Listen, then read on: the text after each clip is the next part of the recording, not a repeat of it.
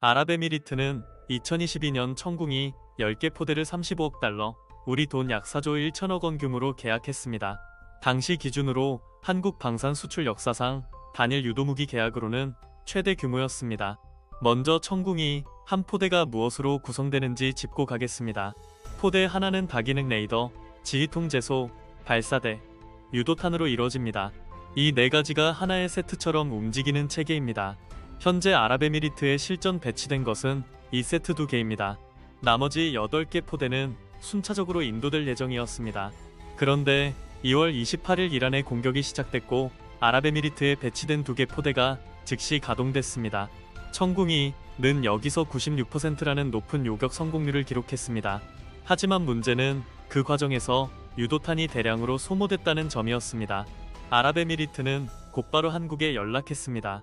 남아있는 8개 포대를 기존 계약 일정보다 앞당겨달라고 요청한 것입니다. 그러나 한국 측은 쉽게 응할 수 없었습니다.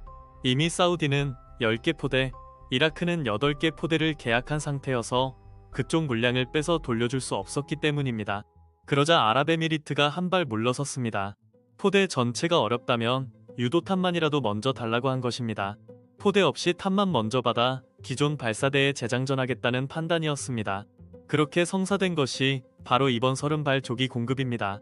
아랍에미리트 당국도 30여 발 수령 사실을 공식 확인했습니다.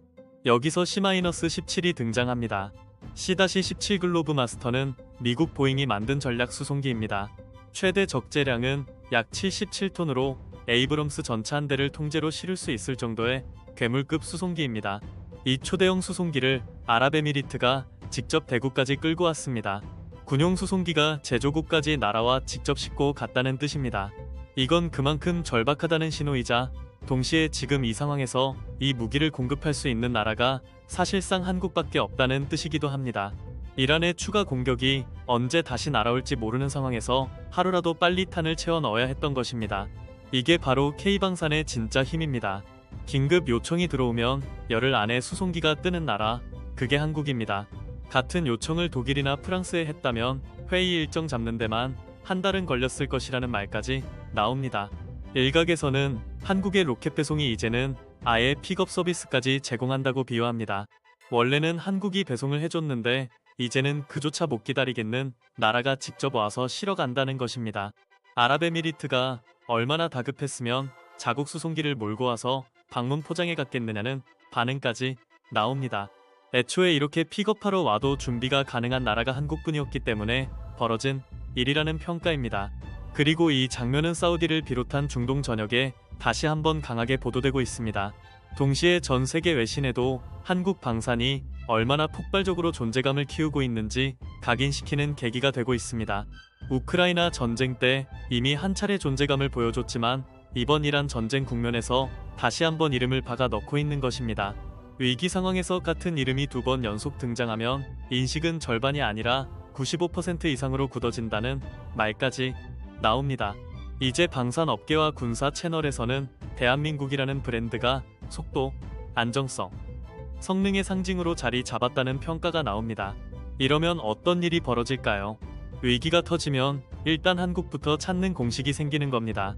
실제로 전쟁 위험이 높은 국가들은 지금 한국과 가장 먼저 접촉하려 하고 있습니다. 예전 같으면 미국이었겠지만 이제 미국은 자국 무기도 모자라고 동맹 관리조차 흔들리고 있습니다. 이런 상황에서 정치적으로 비교적 중립적 위치를 유지하면서도 즉시 무기를 납품할 수 있는 대한민국이야말로 사실상 유일한 대안 공급처로 떠오른 셈입니다. 이 소식이 알려지자 유럽 일각에서는 곧바로 불편한 반응이 나왔습니다. 군사 관련 계정들에서는 우크라이나가 전쟁 중이라는 이유로 무기 판매를 거부하면서 걸프 국가들에는 방공 시스템을 파는 건 이중잣대 아니냐는 식의 비판이 쏟아졌습니다. 캐나다 군사 관련 계정 역시 한국의 무기 수출 통제 논리를 들며 우크라이나에는 안 된다고 하면서 왜 걸프 국가들에는 기꺼이 판다는 것이냐고 지적했습니다. 또 다른 계정은 2024년 11월 한국이 우크라이나에 대한 천궁이 판매를 거절했다는 기사를 다시 끌어오며 이것이야말로 한국의 이중 기준 아니냐고 몰아붙였습니다. 얼핏 들으면 그럴듯해 보일 수도 있습니다. 하지만 여기에는 분명한 차이가 있습니다. 한국이 우크라이나에 무기를 팔지 않는 이유는 단순한 법 조항 하나 때문만이 아닙니다. 가장 본질적인 건 러시아를 직접 자극했을 때 한반도 안보가 감당해야 할 리스크입니다. 러시아는 이미 북한과 군사 협력을 강화하고 있습니다. 이런 상황에서 한국이 우크라이나에 살상 무기를 넘기면 러시아가 북한에 더 정교한 무기 기술을 넘겨줄 명분을 스스로 만들어주는 결과가 될 수 있습니다. 실제로 러시아가 북한의 탄도미사일 능력과 관련해 각종 반대급부를 제공하고 있다는 분석도 계속 나오고 있습니다. 한국 입장에선 우크라이나를 돕고 싶은 마음이 있더라도 그 대가를 북한의 군사 도발로 되돌려 받는 구조는 피해야 합니다. 게다가 러시아에는 여전히 한국 기업들이 남아있고 한국이 굳이 먼저 정면 충돌할 이유도 많지 않습니다. 유럽은 러시아 위협이 바로 눈앞에 있지만 한국의 지정학은 완전히 다릅니다. 그런데도 유럽은 자기들 기준을 한국에 그대로 들이밀고 있는 겁니다. 반면 아랍에미리트와 카타르는 다릅니다. 이들 국가는 이란의 탄도미사일을 막기 위한 방어전 수행 중이며 한국과의 안보 협력도 이미 깊게 연결돼 있습니다. 더구나 한국이 제공하는 것은 공격용 무기가 아니라 방어용 요격 체계입니다. 공격과 방어는 전략적으로 전혀 다른 차원의 문제입니다. 유럽이 그 차이를 모를 리 없습니다. 알고도 비판하는 데는 다른 이유가 있는 것입니다. 왜 유럽이 지금 이 타이밍에 한국을 걸고 넘어지느냐? 그 배경을 보면 오히려 답이 더 명확해집니다. 유럽은 지금 방공 체계가 너무나 급합니다. 우크라이나 전쟁 이후 러시아의 미사일 공격을 똑똑히 지켜본 유럽 각국은 지상 방공망을 빠르게 늘리기 시작했습니다. 그런데 문제는 딱 하나, 물량이 없다는 겁니다. 유럽에서 지대공 미사일을 주문하면 길게는 10년을 기다려야 할 정도의 공급난이 벌어지고 있습니다. 유럽산 아스터 미사일은 우크라이나 전쟁 이후 주문이 폭증해 대기 기간이 최대 7년 수준까지 길어졌습니다.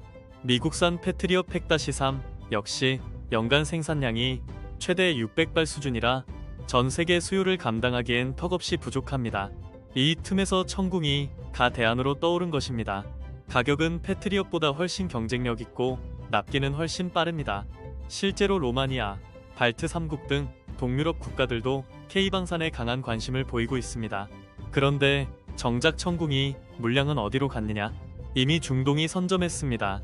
아랍에미리트가 10개 포대, 사우디가 10여 개 포대, 이라크가 8개 포대를 계약했고 카타르도 신규 계약을 검토 중입니다. 연간 생산으로 감당 가능한 물량은 제한적인데 중동이 이미 수년치 물량을 선점해버린 것입니다. 유럽은 지금 줄을 서더라도 언제 받을지 장담할 수 없는 처지입니다. 먼저 결정하고 먼저 계약한 쪽이 먼저 가져가는 것, 그게 시장입니다. 결국 유럽은 간만 보다가 자리를 내준 셈입니다. 비판할 시간이 있었으면 그 시간에 계약부터 했어야 한다는 말이 나오는 이유입니다. 노르웨이처럼 러시아 위협을 체감하고 한국 무기 도입을 서두른 나라도 일부 있지만 다른 나라들은 여전히 검토만 하고 있습니다. 러시아가 정말 쳐들어오겠느냐, 우리는 러시아와 멀지 않느냐는 식으로 시간을 보내고 있는 것입니다. 프랑스만 해도 천무를 수년째 검토만 했고 다른 국가들도 기술 이전 같은 비현실적 조건만 내걸고 있습니다. 그러다 보니 이번 대구공항 C-17 착륙과 천궁이 30발 긴급 반출 장면은 전 세계 군사업계의 시선을 단숨에 빨아들였습니다. 군사 채널들에서는 대한민국이 사실상 유일하게 즉시 대응 가능한 자유진영 공급자 역할을 하고 있다고까지 치켜세웁니다. 반면 유럽은 이를 두고 우크라이나에는 안 팔면서 중동에는 판다며 이중잣대라고 비판합니다. 하지만 더 깊이 뜯어보면 유럽은 지금 독일, 프랑스 등을 중심으로 한국과 글로벌 방산 시장에서 정면 경쟁 중입니다. 결국 이들은 한국 브랜드의 속도, 신뢰, 납품 정확성을 어떻게든 흠집내고 싶어 하는 겁니다. 그런데 가만히 되짚어보면 정작 유럽 본인들이 지금 방공망이 다급한 처지라 그런 말을 할 형편이 아닙니다. 앞으로 러시아 변수로 다시 불안이 커지면 결국 더 비싼 값을 주고라도 한국 방산을 찾게 될 가능성이 높습니다. 지금 더 당황스러운 건 트럼프 정권입니다. 전쟁을 키워놓고 이제는 급히 종전 선언 쪽으로 방향을 틀고 있기 때문입니다. 그런데 문제는 이란 내부입니다. 강경파는 여전히 건재하고 미국과의 결사항전을 다짐하는 분위기도 남아 있습니다. 이 가운데 호르무즈 해협은 이란이 세계 경제를 볼모로 삼고 미국을 압박할 수 있는 핵심 무대입니다. 실제로 지금 이 순간에도 수백 척의 선박이 호르무즈 인근에서 발이 묶여 있다는 얘기가 나옵니다. 유조선, 컨테이너선, LNG 운반선이 페르시아만 밖으로 나가지 못하고 대기하는 상황이 반복되고 있습니다. 전 세계 원유의 약 20%가 이 해협을 통과합니다. 국제 유가는 급등했고 중동산 원유 가격은 여전히 높은 수준을 유지하고 있습니다. 이 위기를 두고 오래전부터 거론되던 아이디어가 다시 수면 위로 떠오르고 있습니다.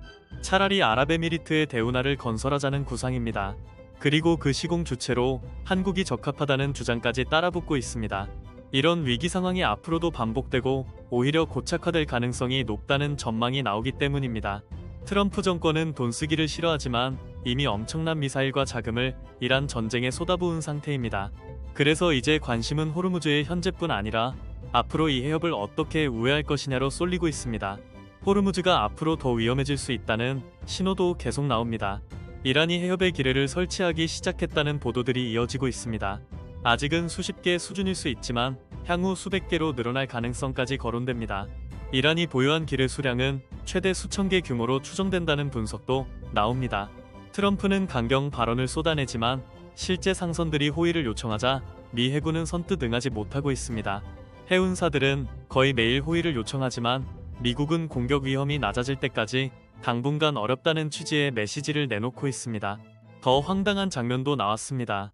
미국 에너지 당국자가 마치 미 해군이 유조선을 성공적으로 호위해 석유 공급을 지켜낸 것처럼 소셜미디어에 올렸다가 얼마 지나지 않아 슬그머니 삭제한 것입니다. 실제로는 그런 호위 작전이 없었는데 과장된 메시지가 시장에 혼선을 준 셈입니다. 트럼프는 필요할 때 즉시 호위에 나설 것처럼 말하지만 정작 지금까지 호르무즈를 지나는 상업선박을 미군이 안정적으로 호위한 사례는 사실상 없다는 지적이 나옵니다. 반면 이란은 더 거칠어지고 있습니다. 혁명 수비대는 해협을 통과하려는 선박을 위협하고 자폭보트와 해안 미사일 기지를 계속 가동 중입니다.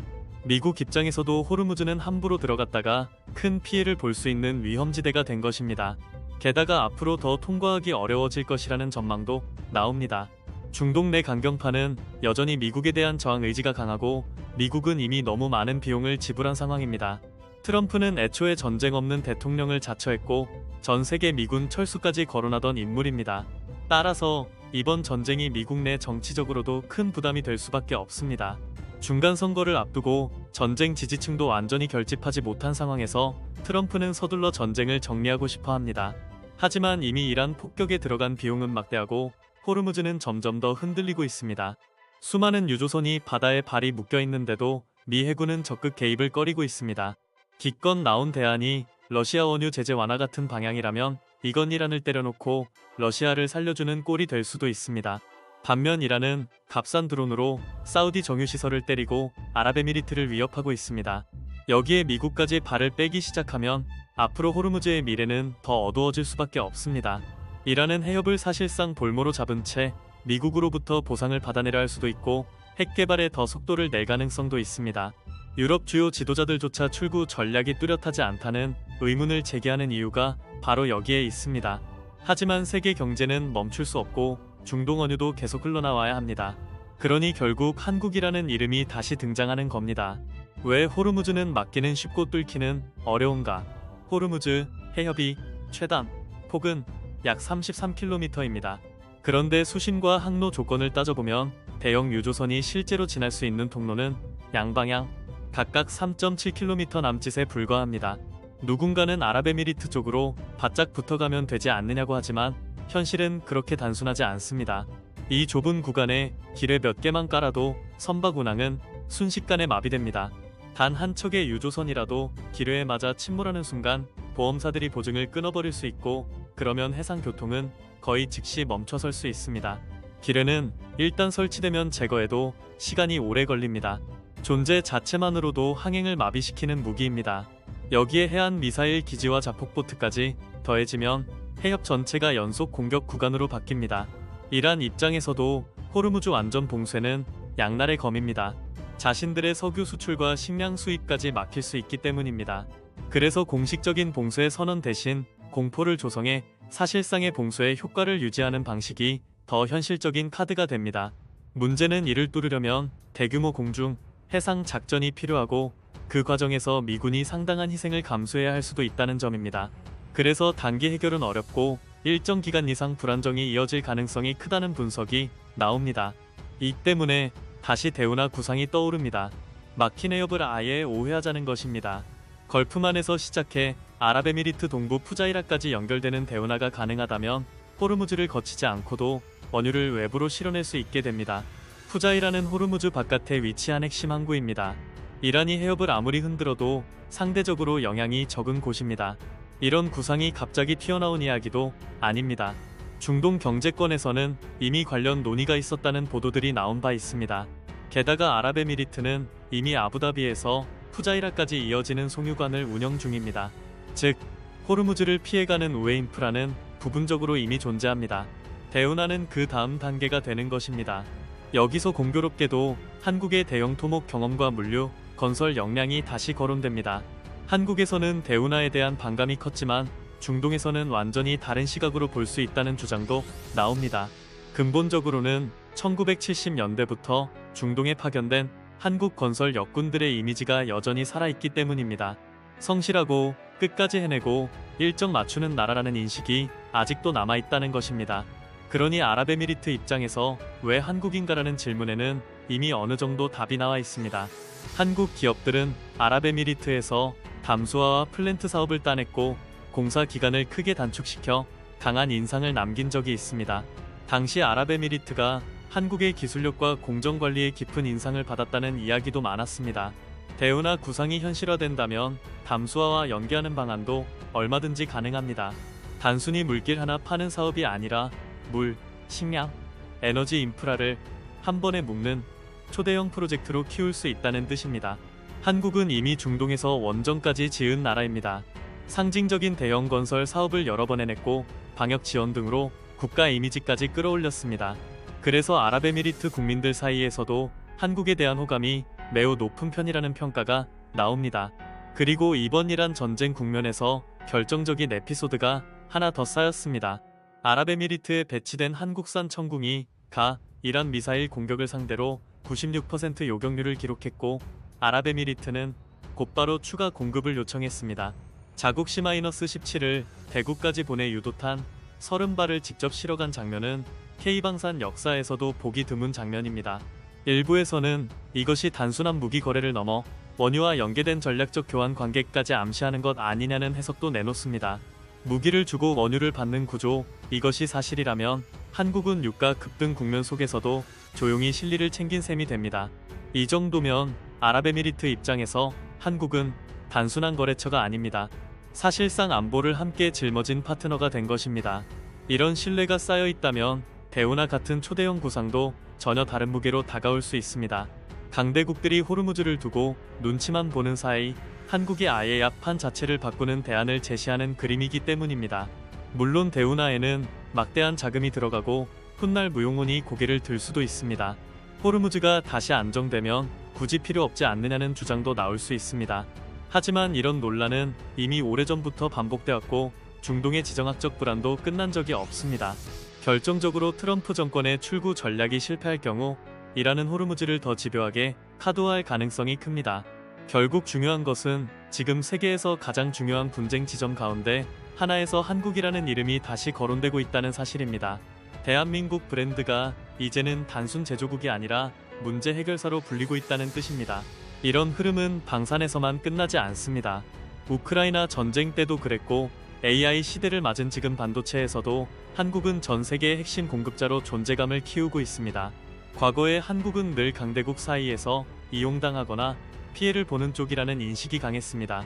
그러나 이제는 오히려 그들의 충돌 사이에서 해법을 내놓는 나라로 바뀌고 있습니다. 한국도 미처 자각하지 못한 한국의 가치가 세계를 놀라게 하고 있다는 말이 나오는 이유입니다. 지금 한국에 들어오는 제안들은 역사상 최고 수준일 수 있다는 얘기까지 흘러나옵니다. 미국에서 들려오는 이야기는 특히 충격적입니다. 전쟁이 시작된 지 얼마 되지 않아 미군이 쏟아부은 미사일이 2,000발이 넘는다는 분석이 나오고 방어용 요격 미사일만도 800발 이상이라는 말이 나옵니다. 미국이 이란 전쟁 2주 만에 핵심 무기의 수년치 재고를 사실상 태워버렸다는 평가까지 등장합니다. 더 놀라운 건 구매량입니다. 토마호크를 지난 수년간 제한적으로 사들였는데 전쟁 초반 며칠 만에 그 수년치에 맞먹는 수준을 사용해버렸다는 식의 지적이 나옵니다. 중동은 요격 미사일이 바닥나고 있고 미국은 공격 미사일 재고가 흔들리고 있습니다. 전 세계가 미사일을 달라고 아우성치는 상황에서 당장 어느 나라가 이 물량을 채워줄 수 있느냐는 질문이 방산 시장 전체를 움직이고 있는 것입니다. 그 답으로 한국이 거론되는 이유는 단순히 무기가 좋아서만이 아닙니다. 지금 당장 물량을 댈 수 있기 때문입니다. 여기서 외신과 군사 채널들이 주목하는 개념이 바로 한국의 공정의 힘입니다. 도대체 무엇이 한국만 가능하게 하느냐는 질문에 대한 답입니다. 2024년 세계 군사비 지출은 2조 7천억 달러를 넘겼습니다. 그러나 지금 돈은 있어도 공장과 조선소가 꽉 차 있으면 납기를 당길 수 없습니다. 즉, 무기 시장의 기준이 무엇이 가장 좋으냐에서 누가 지금 당장 납품할 수 있느냐로 바뀌고 있는 것입니다. 한국이 이 기준을 통과하는 이유는 방산 공장이 갑자기 생겼기 때문이 아닙니다. 반도체, 조선, 자동차에서 수십 년간 축적된 제조업 DNA가 방산으로 자연스럽게 이어졌기 때문입니다. 그게 바로 한국만이 가진 공정의 DNA입니다. 사람, 설비, 자동화, 협력업체 네트워크, 품질 관리, 납기 준수, 이 모든 것이 이미 산업 전반에 깔려 있습니다. 세계 최고 수준의 산업용 로봇 밀도, 조선 강국으로서의 대형 구조물 생산 능력, 나노 단위 공차를 다루는 반도체 산업의 정밀성, 이 모든 것이 현대 무기 생산에 그대로 연결됩니다. 공정 관리와 자동화, 협력망 운영, 품질과 납기를 생존 기술처럼 다루는 문화는 하루아침에 만들어지지 않습니다. 한국은 이미 다른 산업에서 그걸 해내고 있었고 그 역량이 방산으로 옮겨온 것입니다. 여기에 하나 더 있습니다. 북한이라는 현실입니다. 1970년대 이후 북한의 상시 위협은 한국군이 지속적으로 무기를 사들이게 만들었고 그 결과 생산 라인이 수십 년간 살아있었습니다. 세계가 다시 군비 경쟁에 뛰어들 때 한국은 이미 준비가 돼 있던 것입니다. 미국도 이것을 인정하기 시작했습니다. 2025년 미 해군 함정 전기 정비를 한국 조선소에 맡긴 사례가 상징적입니다. 한국 조선업의 공정 관리 능력이 이제 군수 분야에서도 인정받고 있다는 의미입니다. 그렇게 수십 년 동안 단련된 한국의 공정 역량은 이제 본격적으로 세계 시장에서 값을 받기 시작하고 있다는 분석이 나옵니다. 중동에서 한국에 던지는 딜 역시 그래서 무겁습니다. 한때 전 세계 부자들을 끌어모으던 두바이는 지금 불안의 그림자에 놓여 있습니다. 거리 분위기가 달라졌고 국제학교와 고급 주거지의 일부 수요층이 흔들리고 있다는 얘기까지 나옵니다. 중동은 화약고이고 두바이는 그 화약고 바로 옆에서 버텨야 하는 도시입니다. 아랍에미리트 입장에서는 수십 년 걸려 만든 두바이의 안전 브랜드가 단 하루 사이에 무너질 수 있는 상황을 보고 있는 것입니다. 하지만 이란을 정면으로 자극하기도 어렵습니다. 잘못 건드리면 몇 배의 반격이 돌아올 수 있기 때문입니다. 이번 전쟁은 미군이 주둔해도 절대 안전이 보장되는 게 아니라는 점까지 보여줬습니다. 두바이를 포함한 중동 각국은 이제 스스로 지키지 못하면 누구도 자신들을 지켜주지 않는다는 사실을 뼈저리게 보고 있습니다. 그래서 중동이 원하는 건 천궁이 하나가 아닙니다. 비호복합 같은 저비용 대응 체계까지 포함한 전체 패키지입니다. 값싼 드론을 막는데 고가의 패트리어 미사일을 계속 쏘는 구조는 어느 나라도 오래 버틸 수 없습니다. 경제성이 무너집니다. 그런데 비호복합은 30mm 기관포와 미사일을 결합해 이런 문제를 훨씬 효율적으로 상대할 수 있는 체계입니다. 드론 한 대의 가격이 수천만 원 수준인데 이를 상대하는 비용을 획기적으로 낮출 수 있다면 중동 국가들 입장에선 당장 손을 내밀 수밖에 없습니다. 군집 드론이 몰려와도 기관포는 연속 사격이 가능하고 실제 표적 크기 역시 충분히 대응 가능한 수준입니다. 그래서 단기적으로는 한국군이 쓰던 물량이라도 먼저 빌려달라는 요구가 나오고 중장기적으로는 정식 수출로 이어질 수 있다는 전망이 나오는 것입니다. 10년 전 인도 방공 사업에서도 비호복합은 러시아와 최종 경쟁까지 가능성이 큽니다. 일각에서는 KF-21 같은 전투기까지 묶이면 사실상 백지수표에 가까운 제한이 나올 수 있다는 말도 나옵니다. 물론 일부 중동 국가는 기술 이전을 요구할 수 있습니다. 그러나 핵심 기술은 그렇게 쉽게 이전되지도 않고 흉내 낸다고 바로 따라잡을 수 있는 것도 아닙니다. 폴란드 사례만 봐도 한국의 공정과 생산 체계를 그대로 흡수하려다가 현실적 한계를 절감하고 한국 생산 의존도를 높인 측면이 있습니다. 말로는 기술 이전이지만 실제로는 한국의 공정과 협력망을 통째로 복제할 수 있는 나라는 많지 않습니다. 우주나 일부 첨단 분야, 북한이라는 위협 덕분에 생산 라인이 수십 년 동안 쉬지 않고 살아있었던 나라, 실전에서 검증된 방공체계를 갖춘 나라, 미사일부터 전투기까지 다층 방공 풀세트를 제공할 수 있는 거의 유일한 나라, 이번 전쟁 전까지는 이게 잠재력이었습니다. 하지만 이번 전쟁 이후로는 더 이상 잠재력이 아닙니다. 현실이 됐습니다. 폴란드 수출은 예고편에 불과했을 수 있습니다. 지금부터가 K방산의 본게임이라는 해석이 나오는 이유입니다.